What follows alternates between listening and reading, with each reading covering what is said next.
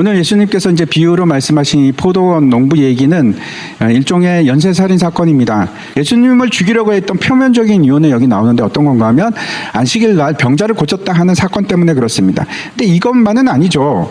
안식일 날 병을 고치는 것이 율법에 위배가 됩니까? 아니요, 전혀 그렇지 않습니다. 그런 말이 없습니다. 그렇다면 왜 이 사람들은 예수님을 초기 때부터 거부하고 싫어했을까? 세 가지 이유를 생각할 수 있습니다. 첫 번째는 예수님께서 병자들을 고치기 시작했는데 그건 특별한 일이었습니다. 메시아의 증거가 드러나기 시작한 겁니다. 그것이 첫 번째 이유고, 두 번째는 예수님께서 이런 말씀을 하셨습니다. 나에게 죄 사함의 권세가 있다. 그리고 나는 인자는 안식일의 주인이니라, 이런 말씀을 하십니다. 그게 어떤 뜻일까요? 본인이 메시아 됨을 증거하기 시작한 겁니다. 인정하기 시작한 겁니다. 세 번째 이유가 있습니다. 예수님의 말 때문에 그렇습니다. 예수님께서 하시는 말씀은 다 진리고, 대화를 하면 할수록 자신들은 진리가 아님이 드러나기 시작한 겁니다. 그리고 이것들이 핵심이지 않을까? 진리와 비진리의 대결. 이 사람들은 공포감을 느끼는 이유가 이해가 되기 시작합니다. 이 자신들이 진리가 아니기 때문에 그것이 핵심이라고 생각이 됩니다. 당시 이스라엘은 포도 농장이 굉장히 많았습니다. 포도원이 많습니다. 주된 작물 중에 하나가 포도입니다. 그래서 많은 포도원들이 있었는데, 특별히 이스라엘은 산이 많은 지역입니다. 그래서 포도원을 만들 때도 경작지가 산을 끼고 산 기슭에 만들어지는 경우가 참 많이 있습니다. 하드웨어를, 땅만 준비한 것이 아니고 하드웨어를 굉장히 잘 준비를 주인이 합니다. 그리고 이 포도원을 농부들에게 새로 줍니다. 그리고 이제 계약을 맺죠. 새해 얼마는, 그러니까 소출이 얼마는 받겠다, 이런 계약을 맺게 되는 겁니다. 여기까지는 아주 단순하고 당시에 항상 일어나는 흔한 일 중에 하나입니다. 열매 거둘 때가 가까우면 그 열매를 받으려고 자기 종들을 농부들에게 보내니 농부들이 종들을 잡아 하나는 심히 때리고 하나는 죽이고 하나는 돌로 쳤거든요. 한 사람씩 종을 보냈는데 한 명은 어떻게 합니까? 때렸댑니다. 또 보냅니다. 죽여버립니다. 또 보내니까 돌로 쳐버립니다. 그냥 여러 명을 죽였다 이렇게 쓰면 간단할 것 같은데 그렇지 않고 이렇게 기록하는 것도 의문입니다. 왜 이렇게 기록하고 있을까? 근데 더 이상한 것은 주인의 행동입니다. 떼거지로 막 가서 무기를 들고 협박하고 암내? 이렇게 하는 것이 아니고 여전히 똑같은 방법으로 한 명씩 가고 열매를 달라고 하고 또 죽고. 왜 이렇게 하는 걸까요?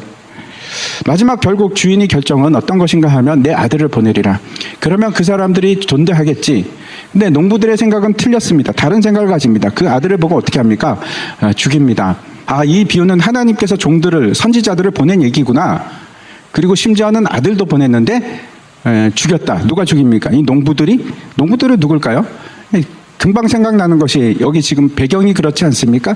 대제사장들, 서기관들, 백성들의 장로들입니다. 이 사람들이 죽였구나. 금방 이제 우리가 알 수 있습니다. 하지만 생각보다 이 얘기가 간단한 얘기는 아닙니다. 이사야서에 보면 포도원의 노래라는 아주 유명한 구절이 있습니다. 그거 한번 보도록 하겠습니다. 오늘 본문을 이해하는데 굉장히 중요한 구절입니다. 나는 내가 사랑하는 자를 위하여 노래하되 내가 사랑하는 자의 포도원을 노래하리라. 내가 사랑하는 자에게 포도원이 있으며 심히 기름진 사내로다. 땅을 파서 돌을 제하고 극상품 포도나무를 심었도다. 그 중에 망대를 세웠고 또 그 안에 술틀을 팠도다. 좋은 포도나무 맺기를 바랬더니 들포도를 맺었도다. 예루살렘 주민과 유다 사람들아, 구하노니 이제 나와 내 포도원 사이에 사리를 판단하라. 내가 내 포도원을 위해서 행한 것 외에 무엇을 더 할 것이니? 나 할 일 다 했는데, 내가 좋은 포도 맺기를 기다렸는데 그게 뭐 잘못됐느냐? 그런데 어떻게 됩니까? 결론은 들포도를 맺으면 어찌 된가? 들포도가 나온 겁니다. 그래서 판단을 좀 해달라고 합니다. 하나님께서 이제 내가 내 포도원에 어떻게 행할지를 너에게 이르리라. 내가 그 울타리를 걷어 먹힘을 당하게 하며 그리고 그 담을 헐어 짓밟히게 할 것이요. 사람들이 막 짓밟게 그냥 두겠다는 겁니다. 내가 그것을 황폐하게 하리니 다시는 가지를 자름이나 북을 돋우지 못하며 찔레와 가시가 날 것이며 내가 또 구름에게 명하여 그 위에 비를 내리지 못하게 하리라 하셨으니 무릇 만군의 여호와의 포도원은 이스라엘의 족속이요 그가 기뻐하시는 나무는 유다 사람이라. 그들에게 정의를 바라셨더니 도리어 포악이요 그들에게 공의를 바라셨더니 도리어 부르짖음이었도다. 유대인들과 이방인들의 결정적인 차이는 뭘까요? 유대인들은 율법이 있습니다. 그리고 이 율법을 가진 이 오늘 비유에 있어서 이 울타리와 율법은 같은 의미입니다. 뿐만 아니고 집 짜는 틀과 망대를 세우셨다 이렇게 말씀하고 있는데 이거는 도대체 무슨 뜻일까요? 탈꿈이라는 책이 있습니다. 성경입니다. 이 탈꿈이라는 성경은 그 히브리어 성경을 아람어로 번역한 성경입니다. 근데 그 중에 일부가 지금 사본으로 남아 있는데 그게 이 이사야서 5장입니다. 보면은 거기는 이제 이 집 짜는 틀, 그다음에 망대를 어떻게 번역했는가 하면 집 짜는 틀을 제사를 드리는 제단으로 번역을 하고 그리고 망대를 뭘로 했을까요? 성전으로 번역을 합니다. 이상하죠? 놀라운 일입니다. 집 짜는 틀이 제단의 역할 생각해 보십시오. 그 흐르는 포도주가 뭘 연상케 합니까? 피죠. 제단으로 번역을 돼 있고 망대는 성전입니다. 그래서 이 탈꿈의 번역을 그대로 우리가 인용을 한다면 하나님께서는 이스라엘 백성들에게 율법을 주었을 뿐만 아니고 제사를 드리고 다시 말씀드려서 죄사함을 얻는 제사를 주시고 그리고 성전을 주셨습니다. 하나님을 예배할 수 있도록. 그렇게 하셨지만 그 일이 잘 됩니까? 그렇지 않습니다. 이 농부들에게 초점을 맞추어서 우리가 두 가지를 생각하려고 하는데 첫 번째는 왜 이 사람들이 아들을 죽였을까? 그 동기가 뭘까? 이 아들을 죽이기 전에 이 사람들은 이미 살인을 했습니다. 아들을 죽였다는 것은 유산이 동기라고 물론 얘기할 수 있겠죠. 그러면 그 전에 사람들은 왜 죽였을까요? 오늘 본문에 보면 종을 때린다. 때린 사람들 대표적인 사람이 누군가 하면 선지자 중에 예레미야 선지자가 매를 맞습니다. 또 죽인다. 대표적인 사람이 누굽니까? 이사야가 톱에 잘려서 죽습니다. 또 돌로 맞은 선지자 중에 한 사람은 스가랴 선지자입니다. 그래서 이거는 다 상징일 뿐만 아니고 의미가 있는 것 같습니다. 이 대표 고난을 받았던 대표적인 선지자들입니다. 제가 말씀드리는 것은 이 종들을 죽인 것은 유산 때문이 아니죠. 상관이 없습니다. 왜 죽였을까요? 이 사람들은 왜 열매를 안 줬을까요? 이 농부들은 줄 열매가 없는 겁니다. 기가 막힌 일입니다. 계약을 했지만 아무것도 줄 것이 없습니다. 다시 예수님께서 그 무화과 나무를 저주하신 사건을 한번 생각해 보십시오. 무화과 나무가 잎사귀는 무성한데 열매가 없습니다. 하나도 없습니다. 그래서 저주를 받습니다.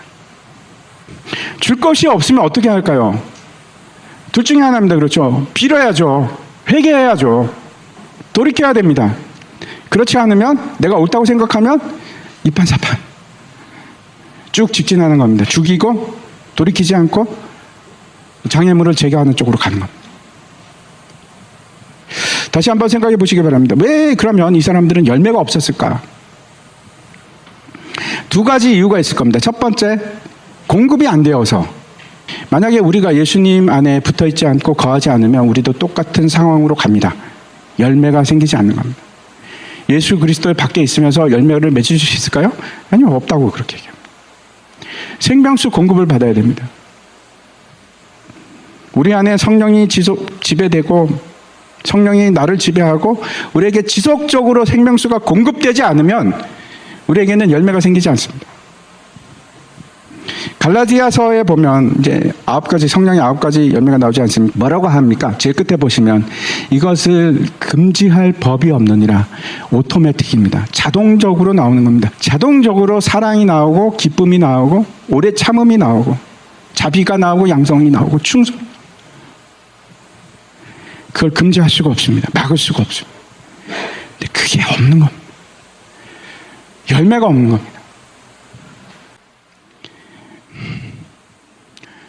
두 번째 이유를 말씀드리겠습니다. 왜 열매가 없는지 또 다른 이유가 있을 수 있습니다. 어떤 걸까요? 처음부터 그 나무는 잘못된 나무입니다. 가짜입니다. 이사야서에서는 그 심긴 나무가 원래는 어떤 걸 심기를 원했습니까? 극상품 포도나무인 줄 알았는데 나중에 결과를 보니까 들포도나무입니다. 내가 내 자신이 열매가 없다면 둘 중에 하나입니다. 하나는 내가 예수 그리스도 안에 없구나. 또 하나는 지금까지 속은 겁니다. 나는 가짜구나. 하나님께서 에덴 동산에 사람을 두셨는데 극상품 포도나무를 심으셨습니다. 근데 죄로 인해서 모든 것이 바뀌고 변질이 되기 시작했고 모두가 들포도나무가 됩니다. 그래서 우리가 질적으로 철저하게 재창조되고 거듭나지 않으면 여러분 열매 안 생깁니다. 내 노력으로 되나요? 안 됩니다. 종류가 다른데 어떻게 맺을 수가 있습니까? 다시 정리해서 말씀드립니다. 이 농부들은 처음부터 소출을 만들어낼 수 있는 그런 사람들이 아닙니다. 또 한 가지, 두 번째, 우리가 정말 짚고 넘어가야 될 굉장히 중요한 문제가 하나 있습니다. 이 농부들은 종이나 그 아들이 하나님이 보낸 자라는 걸 알고 있었을까요? 진짜 하나님의 아들인 걸 몰라서 죽였습니까? 아니잖아요. 오늘 본문에는 어떻게 되어 있습니까? 이 악한 농부들은 분명히 주인의 아들이라는 사실을 알고 있었습니다. 그럼에도 불구하고 그 아들을 죽입니다. 섬찟하지 않습니까? 끔찍한 사건입니다. 우리가 예수님을 아는 거하고 예수님을 믿는 거는 다른 얘기입니다. 당시 종교 지도자들은 예수님이 누군지 알았습니다. 따르지 않습니다. 직진합니다. 돌이키지 않는 겁니다. 다시 돌아가서 도대체 이 극악한 이 악한 농부들은 누굴까요? 끔찍한 죄를 저지른 사람들인데 이 사람들이 결국 어떻게 하는가 하면 영문 밖에서, 포도원 밖이라고 나오죠 여기, 영문 밖에서 예수님을 죽입니다. 여기서는 1차적으로 대제사장, 바리새인들, 장로들입니다. 근데 다시 한번 생각해 보십시오. 그들만이 예수님을 죽인 사람들인가? 나는 어떤가? 내가 들 포도나무라면, 그래서 열매가 없으면 여러분 기억하십시오. 우리는 그렇게 갈 수밖에 없습니다. 아니라고요? 나는 안 죽일 것 같다고요? 아니요. 내가 들포도나무라면 그렇게 갈 수밖에 없습니다. 예수님을 죽이는 사람이 되는 겁니다. 우리가 예수님이 누군지 다 압니다. 그게 중요한 것이 아니고 중요한 것은 뉘우치고 돌이키고 순종하는 일입니다. 이 사람들은 그걸 끝까지 안 합니다. 알면서도. 중요한 것은 뉘우치고 돌이키고, 세리와 창기처럼, 여기 나오는, 앞에 나오는 포도원 둘째 아들처럼 하나님께서는 그 일을 위해서 지금도 인내하시고 참으시고 계속 순종하시기를 원하십니다. 만약에 우리가 열매가 없으면 어떻게 해야 될까요? 42절부터 보시기 바랍니다. 머릿돌이라는 것이 굉장히 반듯반듯하고 잘생겨야 됩니다. 그래서 그 중심을 기초에 놓고 그걸 기준으로 해서 건물을 지어가는 것이 머릿돌인데, 근데 건축자들이 이렇게 보니까 이거는 아닌 겁니다. 아, 이거 안 되지. 자기 기준에 안 맞는 겁니다. 그래서 버립니다. 그런데 그 돌이 건축의 초석이 되었다고 그렇게 기록하고 있습니다. 그런 이스라엘은 버림받고 뭐라고 합니까? 또 다른 백성입니다. 열매를 맺는 사람들, 열매를 맺을 수 있는 사람들이 하나님 나라의 백성이 됩니다. 우리는 여러분 처음부터 극상품 포도나무가 아닙니다. 우리는 들포도나무입니다. 내가 노력해서 맺을 수 있다고 생각하십니까? 아니요, 안 됩니다. 안 됩니다. 유일한 방법은 이 머릿돌 대신 예수 그리스도 위에 떨어져서 내가 깨지는 겁니다. 박살이 나는 겁니다. 그래야 내가 완전히 깨어져야지 재창조가 일어나고 다른 종류가 될 수 있습니다. 그게 유일한 방법입니다. 참 하나님께서 포도원을 세우시고 시온산에 두시고 그 성전을 통해서 영광 받으시고 참된 예배가 드려지기를 원하셨지만 그렇지 못합니다. 근데 하나님께서 그 버려진, 쓸모없이 버려진 모퉁이 돌을 가지고, 사람들로부터 버림받은 그 돌을 가지고 영적인 초석을 세웁니다. 성전의 초석이 세워집니다. 예수 그리스도입니다. 그리고 예수님을 통해서 성전은 재구성이 되고 하나하나 지어가기 시작합니다. 교회입니다. 열매 없어도 괜찮다고 생각하지 마십시오. 열매 없어도 나는 예수님 믿으면 되지. 믿는 거 아닙니다. 믿는 거 아닙니다. 믿음이라는 것은 내 질적인 변화가 일어나는 거예요. 내 삶이 변하는 거예요. 내가 가짜라면 예수 그리스도 앞에 우리 마음이 다 깨어져야 됩니다. 나는 죽고 내 안에 예수 그리스도께서 사셔.